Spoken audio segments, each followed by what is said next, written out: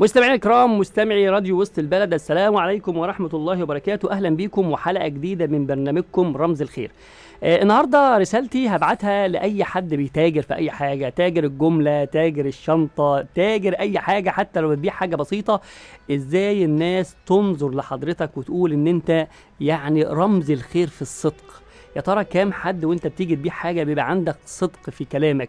يا ترى الامانه عندك عامله ايه؟ النبي صلى الله عليه وسلم كان يسمى الصادق الامين. الصحابه يا جماعه كانوا بينشروا الدين عن طريق التجاره، لانهم صفاتهم كانت تدل على انهم رموز للخير. التاجر لازم يكون عنده صفات قويه جدا.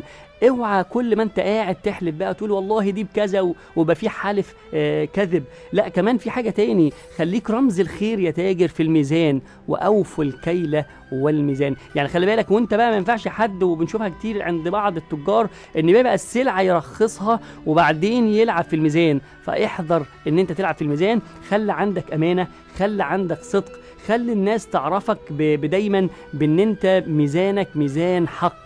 التاجر يا جماعه مهم جدا لانه بيرمز للخير. اوعى ترفع السلعه بتاعتك وتعمل تعطيش للسلعه وتحتكر السلعه علشان المسلمين او المصريين او كل اللي بيسمعنا في العالم العربي يبدأ يحصل إشباع أو يحصل عنده مشكلة إن هو محتاج السلعة، فأنت تروح تعمل لها احتكار. لا، ده الاحتكار ده يرفضه الإسلام. خليك رمز الخير يا تاجر، في الأمانة، في الصدق، في الميزان. نشوفكم إن شاء الله في اللقاء القادم. حتى ذلك الحين دمتم في أمان الله، والسلام عليكم ورحمة الله وبركاته.